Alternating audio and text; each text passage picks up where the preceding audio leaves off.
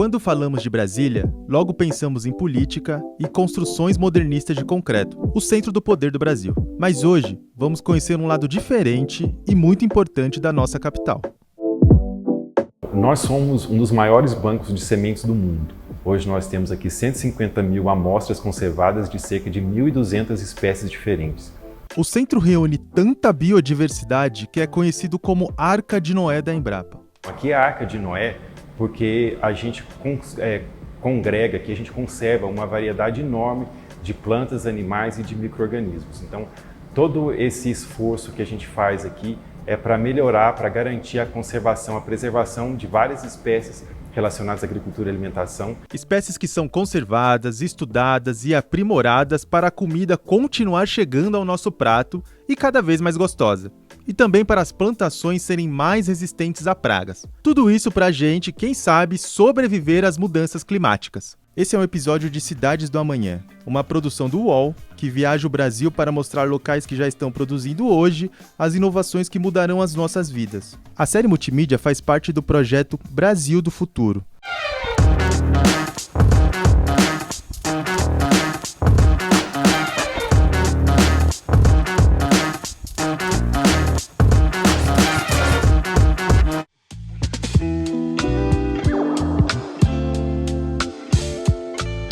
O Banco Genético da Embrapa é um banco de vida no meio do Brasil. Um dos primeiros centros, uma das primeiras unidades da Embrapa foi essa aqui, que é a Embrapa Recursos Genéticos e Biotecnologia. Então essa unidade ela é responsável pela gestão desses recursos no Brasil todo. Fica aqui em Brasília, porque é uma região central, por questões de segurança, né? Ela está longe do mar, ela está longe de qualquer placa tectônica, quer dizer, isso poderia acontecer com qualquer cidade brasileira. Mas logisticamente é muito importante, como a gente trabalha com vários centros do Brasil todo, então é um ponto muito importante que está logisticamente fácil de se chegar, então da gente receber material e enviar material. São mais de 150 mil amostras de 1.200 espécies diferentes.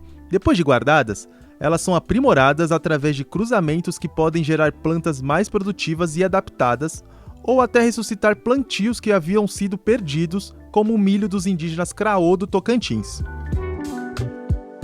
Existia uma política governamental de fornecer semente híbrida para eles e eles acabaram não conseguindo cultivar, porque um milho híbrido vai precisar de um mínimo de tecnologia para ser produzido, e eles não tinham isso, e não tinham assistência, então eles não conseguiram produzir.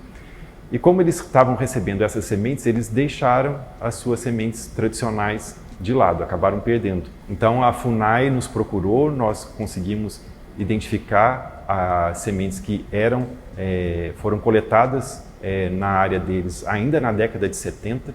O cacique responsável veio aqui até o nosso banco, olhou as sementes, identificou, reconheceu elas como indígenas. Então a gente separou 100 sementes e entregou para o cacique.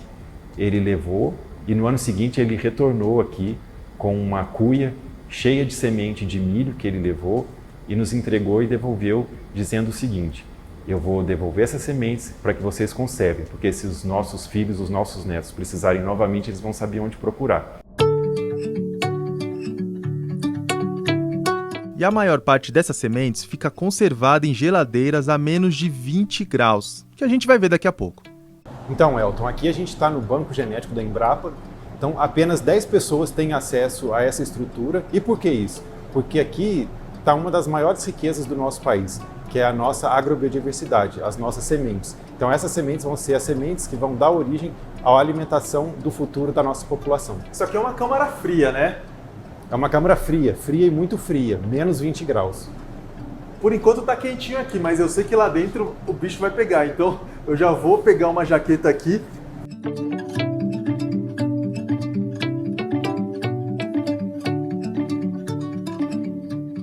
O que tem nessas caixinhas aqui? Então aqui a gente tem muita coisa, só de espécies aqui nós temos 1.200 espécies diferentes. E exatamente aqui desse ponto a gente tem uma muito interessante. Esse milho aqui é justamente o milho que foi devolvido para os índios Craôs, que eles levaram para sua aldeia e nos retornaram depois mais material para ser conservado. E como uma instituição brasileira que se preze, pertinho daqui, em Santo Antônio de Goiás, fica a sede da Embrapa dedicada apenas a arroz e feijão. Aqui é o Centro Nacional de Pesquisa de Arroz e Feijão. Então a gente desenvolve pesquisas com as duas culturas nos mais variados temas. Então a gente tem trabalhos com resistência a doenças, com resistência a insetos, o melhoramento das duas culturas. O feijão que mais consumimos no dia a dia, por exemplo, se originou de uma mutação genética. Mas você sabe por que ele leva o nome de carioca, mesmo não sendo tão popular no Rio de Janeiro? O feijão carioca, ele é um feijão que começou a ser comercializado, acho que na década de 70, mais ou menos. Ele era um feijão que não era consumido aqui no Brasil, ele originou de uma mutação. O nome dele, carioca, veio, né, uma das histórias desse nome é que as rajas dele parecem a calçada de Copacabana, então aí ficou feijão carioca, né, porque ele é um feijão bege com rajas marrons. E aí esse feijão ele foi tomando gosto, né, a população foi tomando gosto por esse feijão e, como eu disse, hoje ele representa 70% do mercado nacional. Diferentes estados preferem diferentes tipos. Por exemplo, no Rio de Janeiro, o tipo mais consumido é o preto. Em Minas Gerais, na zona da mata, eles gostam muito do feijão vermelho. No Nordeste, o feijão mulatinho.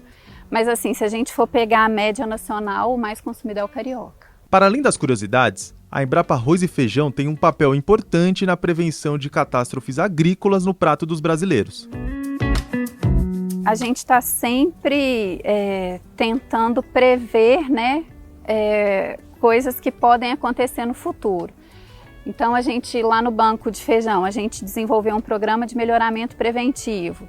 Vou dar alguns exemplos. Essa doença, que é o crestamento bacteriano aureolado, ele já está em todos os países que fazem fronteira com o Brasil, e aqui no Brasil a gente não tem relatos dessa doença. Então a gente já fez um programa, como eu disse, de melhoramento preventivo. A gente já colocou a resistência a essa doença em cultivares. Então, se essa doença estourar aqui no Brasil, a gente já vai ter um material que é resistente. Também desenvolvemos trabalhos com tolerância a altas temperaturas, tolerância à seca, que com as mudanças climáticas a gente vai ter, né, aí alterações de temperatura, alterações de umidade. Então a gente sempre tenta desenvolver, né, ter linhas do programa que atendam essas diferentes características, assim. E aqui é possível também resgatar sabores perdidos da infância. Eu lembro que o meu avô plantava um feijão preto brilhante que chamava feijão preto bolinha. Por acaso vocês têm esse feijão aí no bag? Aí a gente tenta buscar, né, com essas características, um feijão preto brilhante, até pelo nome bolinha, e aí esse produtor é do Rio Grande do Sul. Às vezes a gente consegue encontrar pelo nome mesmo, ou às vezes a gente não tem aquele específico, aquele nome, mas a gente pega feijões com aquelas características próximas e manda para ele ver se era mais ou menos esse que ele lembra. Com o passar dos anos, os feijões que são produzidos, eles são muito parecidos hoje, né? Porque o que é produzido em larga escala é o que o mercado consumidor quer. E antigamente, essas variedades tradicionais que eu mencionei, a gente tem cerca de 5.000 variedades tradicionais de feijão, e 5.000 ou um pouco mais do que isso de arroz. E essas variedades, elas têm uma variabilidade genética enorme e elas estão armazenadas aqui.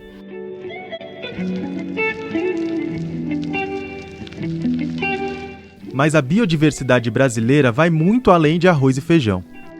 Então aqui na Embrapa Cerrados a gente tem a parte de produção vegetal, né, milho, soja, né, grãos, trigo. Tem a produção de fruticultura, por exemplo, no caso maracujá, pitaia, manga, várias outras frutas, né? Tem a parte de produção animal, né, que aí tem o gado de corte e o gado de leite. E tem um grupo que trabalha com o meio ambiente, com os recursos naturais, solo, água, né? Tem a parte de clima também, porque não basta produzir no cerrado, a gente tem que produzir de forma sustentável, né? Preservando e cuidando do meio ambiente. A Embrapa cuida de uma fruta que é bem brasileira e tem uma das flores mais bonitas da nossa natureza. É o maracujá, é a flor da paixão, é o maracujá, é minha inspiração. O maracujá ele tem mais de 500 espécies diferentes, né, 200 delas a gente encontra no Brasil e aproximadamente 100 a gente só encontra no Brasil. Então por isso que a gente fala que o maracujá é uma cultura, né, essencialmente brasileira, da biodiversidade brasileira. Então nós temos aí os produtores de maracujá também. O Brasil é o maior produtor e consumidor mundial de maracujá e por isso que a Embrapa dedica uma parte, né, do seu tempo para desenvolver soluções tecnológicas relacionadas aos diferentes tipos de maracujás. E já são mais de 30 anos catalogando, estudando, aprimorando e criando novas espécies. Maracujazeiro doce, maracujazeiro silvestre, maracujazeiro ornamental.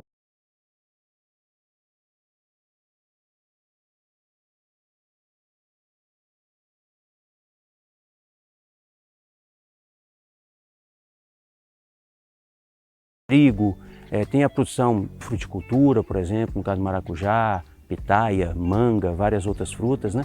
Tem a parte de produção animal, né, que aí tem o gado de corte. O mercado Brasileira vai muito além de arroz e feijão. Então aqui na Embrapa Cerrados a gente tem a parte de produção vegetal, né, milho, soja, né, grãos, trigo, tem a produção de fruticultura, por exemplo, no caso do maracujá, pitaia, manga, várias outras frutas, né? Tem a parte de produção animal, né, que aí tem o gado de corte e o gado de leite. E tem um grupo que trabalha com o meio ambiente, com os recursos naturais, solo, água, né, tem a parte de clima também, porque não basta produzir no cerrado, a gente tem que produzir de forma sustentável, né, preservando e cuidando do meio ambiente. A Embrapa cuida de uma fruta que é bem brasileira e tem uma das flores mais bonitas da nossa natureza. É o maracujá, é a flor da paixão, é o maracujá, é minha inspiração. O maracujá ele tem mais de 500 espécies diferentes, né? 200 delas a gente encontra no Brasil e aproximadamente 100 a gente só encontra no Brasil. Então por isso que a gente fala que o maracujá é uma cultura, né, essencialmente brasileira, da biodiversidade brasileira. Então nós temos aí os produtores de maracujá também. O Brasil é o maior produtor e consumidor mundial de maracujá e por isso que a Embrapa dedica uma parte, né, do seu tempo para desenvolver soluções tecnológicas relacionadas aos diferentes tipos de maracujás. E já são mais de 30 anos catalogando, estudando, aprimorando e criando novas espécies de maracujás. Então nós temos lá variedades de maracujazeiro azedo, maracujazeiro doce, maracujazeiro silvestre, maracujazeiro ornamental. Temos vários tipos de variedades e cada uma delas, né, são utilizadas pelos produtores. Então o ganho do melhoramento genético é oferecer para o produtor variedades que a gente fala geneticamente superiores, que vão produzir mais, que vão ser mais resistentes a pragas e doenças, que vão ter um fruto maior e mais bonito. Uma delas, por exemplo, o BRS Pérola do Cerrado, é uma variedade extremamente resistente a pragas e doenças. Então tem sido muito utilizada, por exemplo, em sistemas orgânicos de produção. E alguns assentados de reforma agrária, por exemplo, estão investindo nesse BRS Pérola do Cerrado, gerando uma produção ali orgânica, onde o produtor pode ganhar um pouquinho a mais pelo quilo do fruto, e isso tem levado à prosperidade. Alguns exemplos de sucesso, por exemplo, em assentamentos de reforma agrária. O trabalho dos pesquisadores garante que o Brasil cuide da sua história, ao mesmo tempo que olha para o futuro da alimentação e da biodiversidade do nosso país. Aqui a nossa intenção é muito maior que a de Noé, é conservar a maior quantidade possível de animais, de plantas, de micro-organismos que sejam úteis para a população humana, né? Então a gente aqui, por exemplo, enquanto Noé tinha lá 2 casais, hoje se a gente pensar aqui só de embriões, aqui no nosso banco a gente tem mais de 100 mil. Então é um esforço grande de vários pesquisadores, de várias unidades da Embrapa, de várias universidades, de várias instituições parceiras, tanto do Brasil quanto do exterior, para conservar toda essa riqueza, toda essa agrobiodiversidade que é muito importante para a sustentabilidade da agricultura e da população humana.